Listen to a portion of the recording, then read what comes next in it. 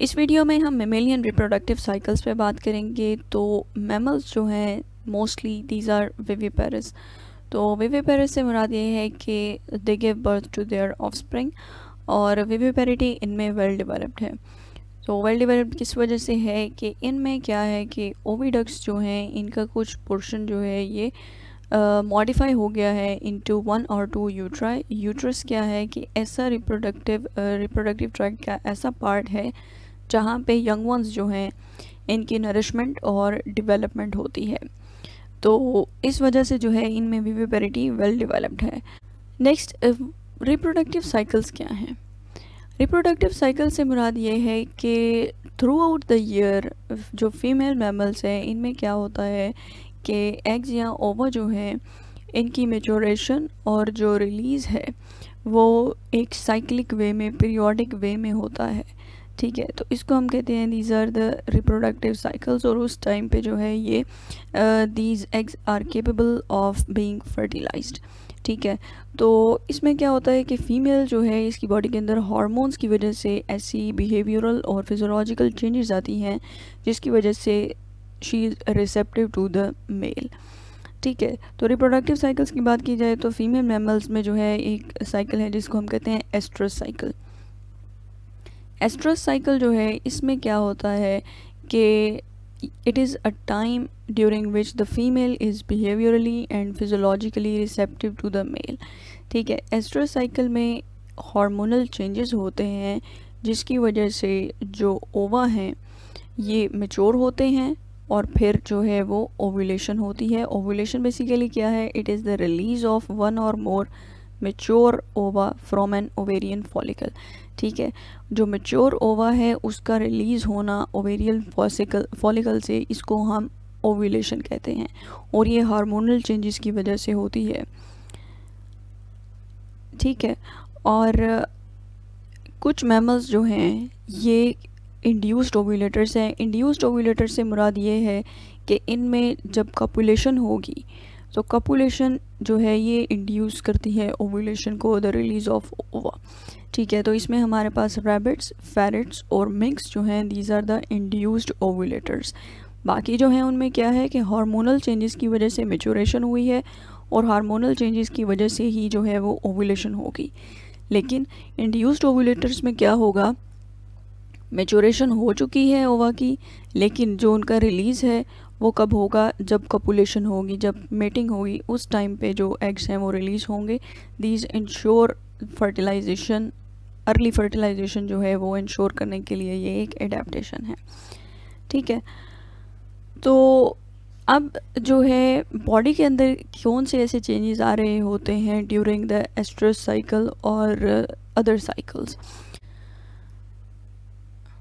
During the cycle इनमें क्या होता है कि ओवा जो है ये मैच्योर हो रहे होते हैं। सो उसी टाइम पे जो यूट्रस है और वजाइना है इनके अंदर जो है वो कुछ चेंजेस आते हैं। ठीक है, तो वो कौन से चेंजेस होते हैं? यूट्रस जो है इसकी लाइनिंग, इनर लाइनिंग जो है ये प्रोलिफरेट करती है, डिवाइड करती है और ज़्यादा वेस्कुलर हो जाती है, जो है इसके अंदर ब्लड सप्लाई जो है वो इंक्रीज़ कर जाती है। This is basically for the preparation of receiving a developing embryo. कि अगर फर्टिलाइजेशन हो जाती है तो एम्ब्रियो जो है उसने आके यहाँ पे यूट्रस में इम्प्लांट होना है, तो उसके लिए जो है वो इम्प्लांटेशन को पॉसिबल बनाने के लिए यूट्रस जो है उसमें ऐसे चेंजेस होते हैं। ठीक है, तो अब अगर फर्टिलाइजेशन नहीं होगी, ठीक है, तो जब फर्टिलाइजेशन नहीं होगी तो ये सारे चेंजेस जो यूट्रस और वेजाइना में आए हैं ये रिवर्स हो जाएंगे जब तक जो है वो नया साइकिल स्टार्ट नहीं होता। और एस्ट्रस साइकिल के केस में जो यूट्रस की लाइनिंग है यहाँ से ब्लीडिंग या स्लफिंग ऑफ जो है इसके सेल्स की वो नहीं होगी। ठीक है, और ज़्यादातर मैमल्स जो हैं ये मोनेस्ट्रस हैं। मोनेस्ट्रस से मुराद ये है कि एक ईयर के अंदर इनका एक ही जो है वो एस्ट्रस साइकिल कंप्लीट होता है और ये सीजनल होता है। इसमें हमारे पास वाइल्ड डॉग्स, बियर्स और सी लॉइन्स की एग्जांपल आ जाती है। और डोमेस्टिक डॉग्स जो हैं ये डायस्ट्रस हैं, मींस के एक साल के अंदर इनके 2 एस्ट्रस साइकिल्स कंप्लीट होते हैं। और दूसरे मैमल्स जो हैं ये पॉलीएस्ट्रस हैं। पॉलीएस्ट्रस से मुराद ये है कि इनमें मल्टीपल एस्ट्रस साइकिल जो हैं ये थ्रू आउट द ईयर मौजूद होते हैं, रिपीट होते हैं।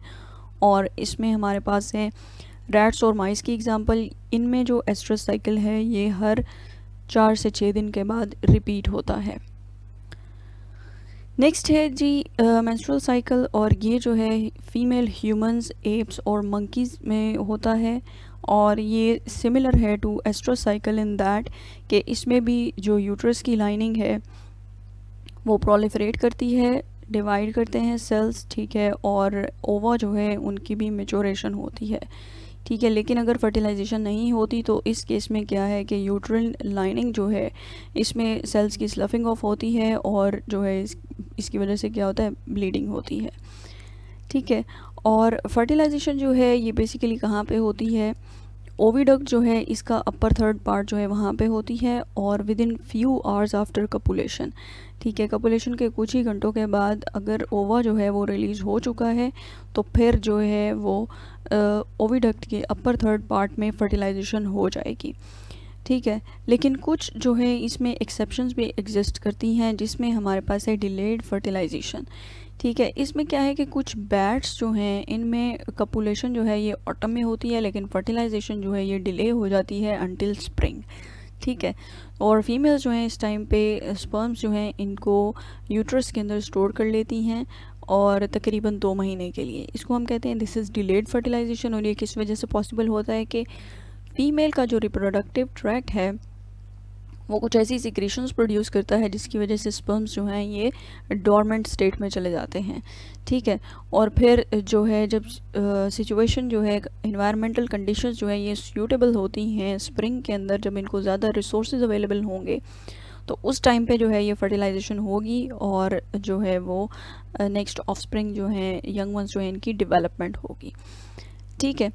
नेक्स्ट है एम्ब्रियोनिक डायापॉज। एम्ब्रियोनिक डायापॉज के केस में क्या है कि फर्टिलाइजेशन जो है वो तो कॉपुलेशन के फ़ौरन बाद हो जाएगी, लेकिन जो एम्ब्रियो है उसकी डेवलपमेंट अरेस्ट हो जाएगी आफ्टर फर्स्ट वीक और 2 वीक्स, पहले 1 या 2 हफ्ते के बाद जो डेवलपमेंट है एम्ब्रियो की ये अरेस्ट हो जाएगी। इसको हम कहते हैं एम्ब्रियोनिक डायापॉज, ठीक है। और एम्ब्रियोनिक डायापॉज जो है ये सी लॉइन्स में, कुछ बैट्स में, बियर्स में, मार्टन्स में और मार्सुपियल्स में होता है।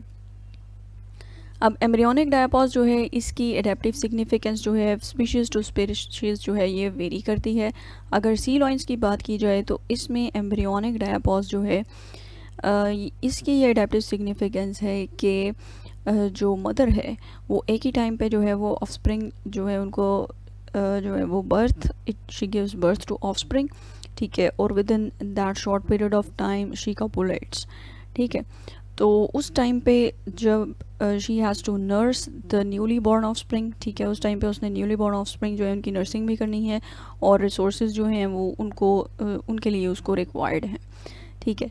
और if fertilisation and development of the new offspring also occurs, अगर जो है वो एम्ब्रियो की डेवलपमेंट जो है उस टाइम पे हो रही है तो उसको अपने लिए भी एडिशनल रिसोर्सेज रिक्वायर्ड हैं, ठीक है। तो इस चीज़ को जो है मैनेज करने के लिए इनमें क्या है, एम्ब्रियोनिक डायापॉज है, और जो डेवलपिंग एम्ब्रियो है उसकी ग्रोथ और जो है वो अरेस्ट हो जाती है, ताकि फ़ीमेल जो है वो मोस्ट ऑफ द टाइम जो है वो अपने सारे रिसोर्सेज जो भी हैं वो न्यूली बॉर्न ऑफ स्प्रिंग उनको नर्स करने में यूटिलाइज़ करे।